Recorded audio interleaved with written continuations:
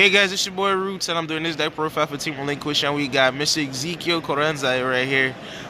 South Florida zone, a good friend of mine, everything. And this is top number 2 within the last couple weeks. After his fresh top from YCS Portland, he's here at the PPT Orlando event with a top 16 finish again. Looked like he's trying to give Jerry Mercado a run for a Pendulum God title. So Ezequiel, how was your,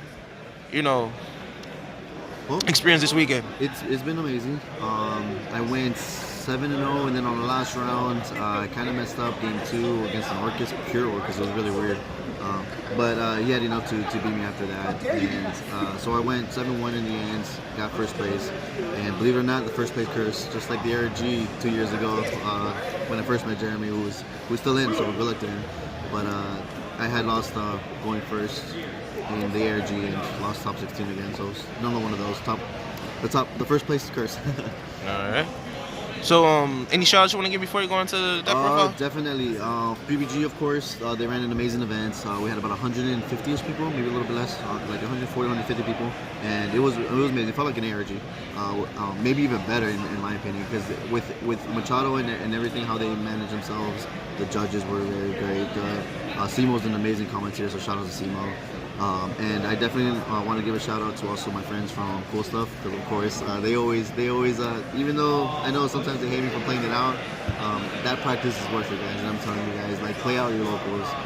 And I'm sorry for anyone else who has to start playing it out now, but it's good practice, and like this is all proof of it. I barely play, but when I play, I take advantage of it. So other than that, my friends from my old team Sideback, Gio, Jeremy, who's always teaching me stuff. And yeah, of course, my roommate Mike Sanders, and I think that's all.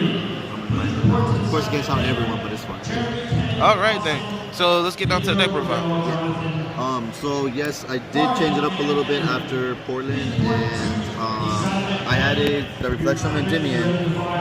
Now, a lot of people really know what this card do or don't. This one can't be ashed.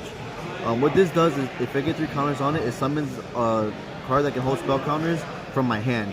So I'm playing 3 Jackals now, and what I can do, if I draw the Jackal and I have this, I just summon it from hand, so it doesn't really get ashed. You can still ogre it, but if you ogre this, then my servant's free, Of course, the 2 Magisters still. I wanted to bump this up to 3. I couldn't find any space. I didn't want to play anymore. I bumped it up to 41 just because of it, because of this. So this did come in handy. It's another way to summon, and that's the good thing about this deck. You're just summoning so many times. Again, servant. 3 servants, of course, and then 3 big daddies. I would never cut. I'll never cut this. This is still iffy, but it's worked out really well. So as of right now, this is the build I'm playing. For you guys that don't know, this like you want to see your Endymion cards. You just want to see them. Whether you're going first, you're going second. These are just free summons in the end of the day, and this just gives you an extra way to summon it. So again, it is pure Endymion. The Guard Dragon package is just an extender. So going from here, 3 Jackals. I was testing the baby Jackal for a while, and even the locals, as soon as they came back from Portland and the new hand traps came out, I was testing it. It worked pretty well, but after thinking about the reflection, I ended up going this way because I didn't want to spend my normal summon and then tributing him to make it. I still couldn't make Electromite unless I used him, so it wasn't really something I wanted to do.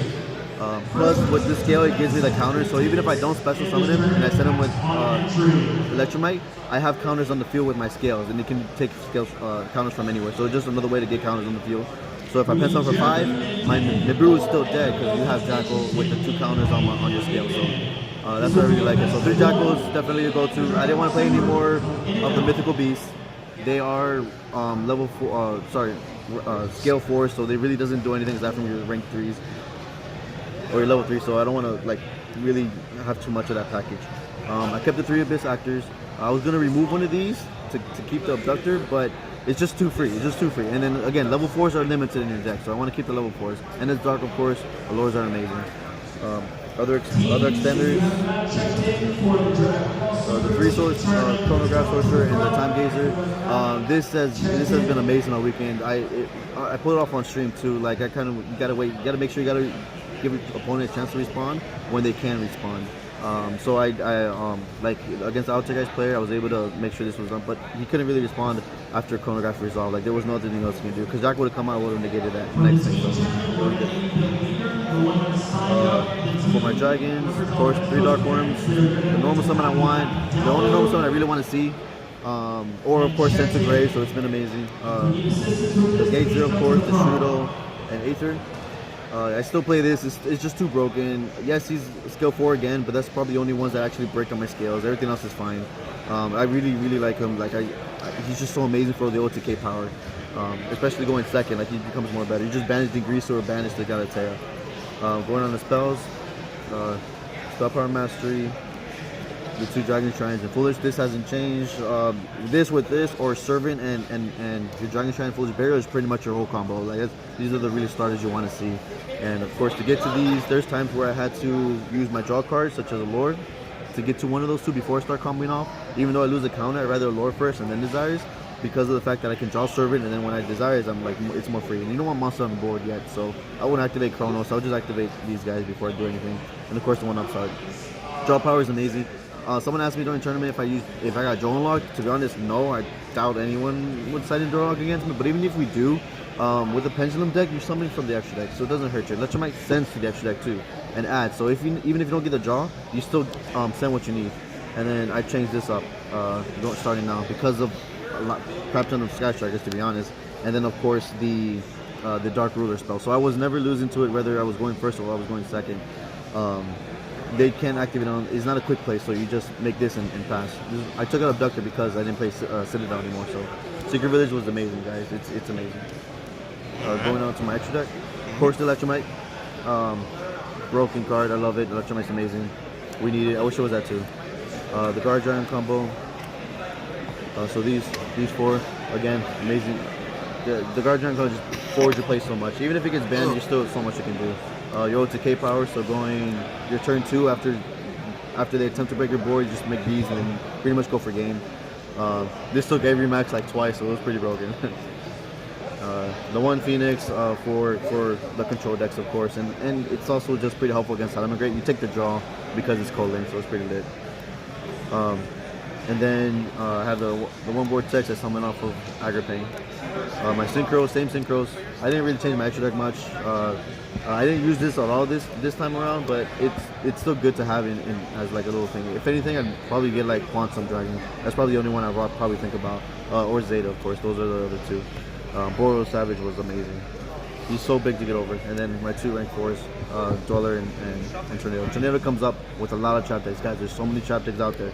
There's even a Mystic Mine that made top 16. You'll see that one later. My side deck. I take it out the Unending Nightmare and put Solemn Judgment. This is for if I go second, I don't draw the Secret Village, or pretty much for everything else to negate Dark Ruler. With Secret Village, you don't really need to side so much for it. And I'm not playing any of the Orchid stuff or Zephyr stuff, so this was enough. 2 Red Reboots, of course. 2 Reboots, of course. This is for the all the trap decks. Again, there's so many trap decks, guys. So many trap decks. And then the Infinite Permanence stayed the same. What I added to the Infinite Permanences was putting in the 3 Nabruas instead of the Gnomes. With the Nabruas, like, this is pretty much a better Gnome. You just clear the whole freaking board and main phase and go from there. Like, it's just so amazing. So I definitely like this the way it is. I wouldn't change that for a bit. And then of course you got the 3 Dankos. Dankos won me games, and then Twin Twister with the Necro Valley. So Necro Valley came in. I would normally side out 1 Secret Village and put this in. So if I draw Necro Valley or Secret Village, it still hurts any Orcus or Salamangreat deck. They have to use Phoenix to pop it, and you have plenty of monsters in the gate, so that's not a problem. Even if you protect this or protect the Secret Village once, I mean, that's pretty much it. They can do the whole Orcus combo, but they're still technically blocked for banishing, so they can try to do it, or no spells, which, you know, you destroy the Phoenix and it's pretty much, the turn's pretty much done. Alright. Ezequiel, any more you want to add before? No, I mean, thank you everybody, all my friends, my family, and brothers following the stream too. Of course, Casa Empanada, which is my friends. They were keeping up with the stream and stuff. They always got my back and everything, so I definitely appreciate that, guys. And thank you for the support. Hopefully next time we'll go for the win, guys. Failed this time, but it can happen again. Will we see you in Dallas, Fort Worth? I'm not sure. I still don't know what my next event's going to be. I'm thinking about Pasadena, to be honest, but it's still up in the air, so I'm really not sure where it's going to go next. Alright then, guys. Till next time. Yeah. Sign off.